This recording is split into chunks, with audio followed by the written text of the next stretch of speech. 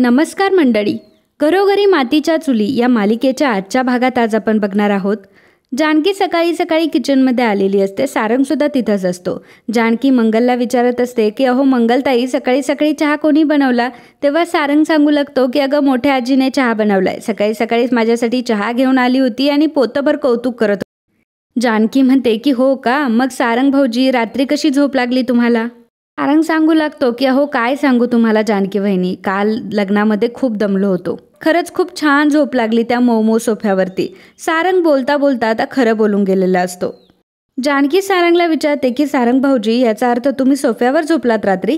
तेव्हा मग सारंग सांगू लागतो की नाही नाही, सोफ्यावरती नाही झोपलो, म्हणजे आम्ही झोपण्याच्या आधी ना खूप टाईम गप्पा मारत बसलो होतो. सारंगने त्याची बाजू तर बदललेली असते, परंतु जानकीच्या मात्र सगळ्या गोष्टी लक्षात आलेल्या असतात. तेवढ्याच सुमित्रा तिथे येते. सारंगला बघून सुमित्रा म्हणत असते की अरे वा सारंग, तू एवढ्या सकाळी सकाळी, नवीन सुनबाई कुठे? सारंग म्हणतो की अगं ती रूममध्ये झोपली आहे. सुमित्रा हसू लागते. सुमित्रा म्हणते की हो, परंतु नवीन सुनबाईला आज घरामध्ये आमटी भात बनवायचा आहे. रणदिवेंची तशी रीतच आहे. सारंग म्हणतो की हो मला माहिती आहे, आणि तशी मोठी आजी तिच्यासाठी चहा घेऊन गेली आहे आणि आता तिला उठवेलच ती. जानकीच्या मनात मात्र विचार सुरू असतो की याचा अर्थ सारंग भाऊजी हे सोफ्यावरच झोपले होते. इकडे मोठी आजी ऐश्वर्यासाठी चहा घेऊन आलेली असते. आल्या आल्या आता खिडक्यांचे पडदे ती बाजूला करते. ऐश्वर्या लगेच मोठ्याने ओरडते की कोण आहे तिकडे? तेव्हा आता आजी म्हणत असते की अगं घाबरू नकोस, मीच आहे. ऐश्वर्या म्हणते की सॉरी हा, माझ्या लक्षातच नाही राहिलं की तुम्ही आहात म्हणून. तर आजी म्हणत असते की अगं राहू देत की, लाडाकोडात वाढलेली मुलगी आहेस तू. हे बघ, मी तुझ्यासाठी चहा घेऊन आली आहे आणि या घरामध्ये मी तुला कधीही ओरडणार नाही. तर ऐश्वर्या म्हणत असते की अहो तुम्ही असं का म्हणताय, मी ओरडणार नाही तुझ्यावर. तेव्हा आता आजी म्हणत असते की हळूहळू तुला सगळ्या गोष्टी लक्षात येतील. आजी आता ऐश्वर्याला चहा देत असते आणि ऐश्वर्याला आठवतं की ओवी म्हटलेली असते की आजी खूप दिवसांच्या गोष्टी जमा करून ठेवते आणि मग खायला देते. त्यामुळे ऐश्वर्या आजीला म्हणत असते की चहा आजच बनवलाय ना आजी? आजी म्हणत असते की अगं हो, आजच बनव, आणि तू त्या ओवीच्या बोलण्याकडे लक्ष देऊ नकोस हा. ती काहीही बोलत असते आणि त्या तिच्या आईच्या तर अजिबातच देऊ नको. तुला या घरामध्ये काय हवं नको सगळं तू मला सांगत जा, मी सगळं काही देईल तुला. त्यामुळे तुला जे काही पाहिजे असेल ते तू माझ्याकडे माग, त्या जानकीकडे नको मागू. तेव्हा ऐश्वर्या विचारते की पण असं का बरं? आजी म्हणत असते की अगं तुला हळूहळू कळतील ग ह्या सगळ्या गोष्टी, आणि आता तुला बाहेर जाऊन आमटी भात बनवावा लागेल आणि त्यासाठी त्या जानकीची मदत तर अजिबातच घेऊ नकोस. ऐश्वर्या मनात विचार करते की बापरे, आता आमटी भात बनवायचा आहे. आजीला ती म्हणत असते की हो हो करेल मी, तुम्ही अजिबात काळजी करू नका. आजी ऐश्वर्याला म्हणते की बरं आहे, चल आता मी बाहेर जाते, तू तुझी तयारी करून घे. आजी निघून गेल्यावर ऐश्वर्या विचार करत असते की बापरे, आमटी भात, इथं तर मी आयुष्यात कधी आमटी भात बनवलेला नाहीये, आता मला कसा येणार तो? इकडे सयाजीराव आणि कावेरी दोघंही आता कुलदेवतेच्या दर्शनाला निघालेले असतात. तर कावेरी म्हणत असते की मला असं वाटतंय की आपण ऐश्वर्याला एकदा फोन करायला पाहिजे, म्हणजे काय करतीये, कशी राहतीये, आपल्याला कळेल तरी. सयाजीराव आता कावेरीवर ओरडतात आणि म्हणत असतात की तुम्हाला जे करायचंय ना ते करा. इकडे आता कावेरीने ऐश्वर्याला कॉल केलेला असतो आणि ऐश्वर्याला ती विचारते की कशी आहेस ऐश्वर्या? ऐश्वर्या म्हणते की मी ठीक आहे मम्मा. तर आता कावेरी ऐश्वर्याला म्हणत असते की ऐश्वर्या, तू आता नवीन घरामध्ये गेली आहे, त्यामुळे तिथल्या सगळ्या माणसांची तू मनं जप, सगळ्यांशी अगदी प्रेमाने वागत जा, आणि काहीही झालं तरी ते तुझं घर आहे, तुला सगळ्यांना प्रेमानेच घ्यावं लागेल. ऐश्वर्या लगेच म्हणते की मम्मा यार, मी लहान आहे का? तुझं पुन्हा चालू झालं का? आणि कशाला रडते एवढ्या तेवढ्या गोष्टीवरून? मला माझं सगळं व्यवस्थित कळतं, तू डॅडाकडे फोन दे बरं. सयाजीराव फोन हातात घेतात आणि ऐश्वर्याला विचारत असतात की ऐश्वर्या, कशी आहेस बाळा तू? तिकडे सगळं ठीक तर आहे ना? ऐश्वर्या म्हणते की हो डॅडा, आतापर्यंत तर सगळं काही ठीक आहे, परंतु मला लवकरात लवकर आमटी भात हवाय. ऐश्वर्या सयाजीरावला सांगते की कोणाला तरी घरी पाठवा आणि आमटी भात घेऊन यायला सांगा. ऐश्वर्या मनात म्हणत असते की रणदिवे, आता खा बाहेरची आमटी आणि भात. तितक्यातच तिथे जानकी आलेली असते. तर ऐश्वर्या घाबरते, कारण तिला असं वाटतं की जानकीने तिचं बोलणं ऐकलंय.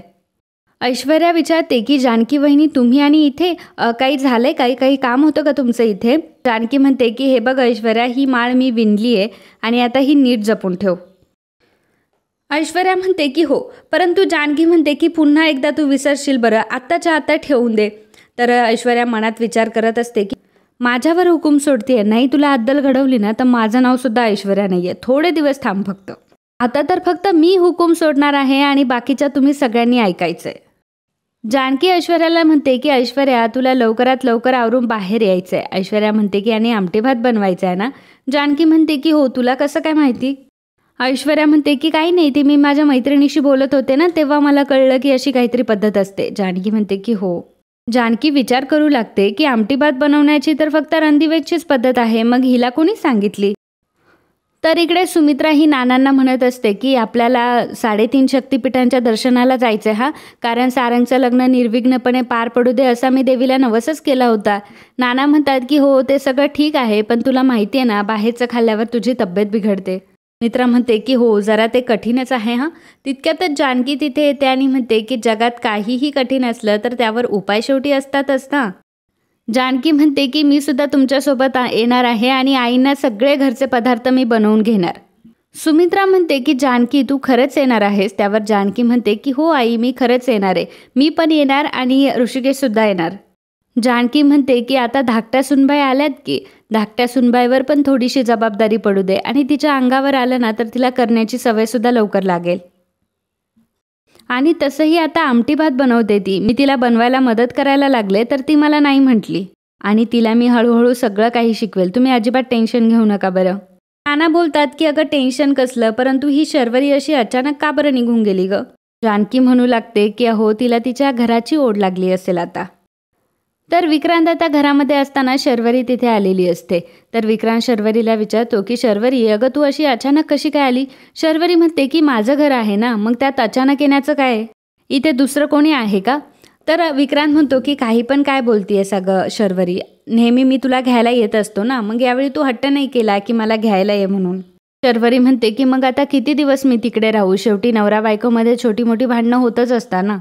विक्रांत म्हणतो की अच्छा, म्हणजे तुला समजलं तर की छोटी मोठी भांडणं होतच असतात. विक्रांत लगेच शर्वरीला मिठी मारतो आणि तिला तो म्हणत असतो की आता मी तुला अजिबात त्रास देणार नाही हां. इकडे ऐश्वर्या किचनमध्ये असताना मंगलताई ऐश्वर्याला म्हणत असतात की तुम्हाला जर काहीही मदत लागली ना तर मला सांगा हां, कारण जानकी वहिनीने मला तुमची मदत करायला सांगितली. ऐश्वर्या विचारते की तुम्ही कोण आहात? तर मंगल म्हणत असते की मी मंगल आणि मी खूप दिवसांपासून या घरामध्येच काम करते. मला जानकी वहिनीने सांगितले की तुम्हाला अजिबात सोडायचं नाही. तेव्हा ऐश्वर्या विचार करते की माझ्यावर पहारे वगैरे ठेवते की काय ही बाई. मंगल ऐश्वर्याला विचारत असते की मला सांगा काय काय करायचंय, कांदे कापून देऊ का तुम्हाला, टोमॅटो चिरून देऊ का? तेव्हा ऐश्वर्या तिला म्हणते की काहीही करू नकोस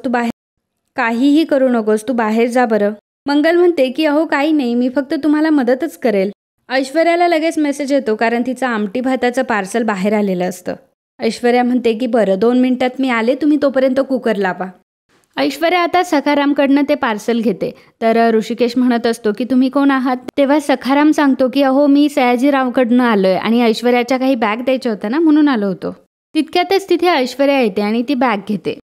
ऋषिकेश ऐश्वर्याला विचारतो की एवढं काय आहे त्या बॅगेमध्ये?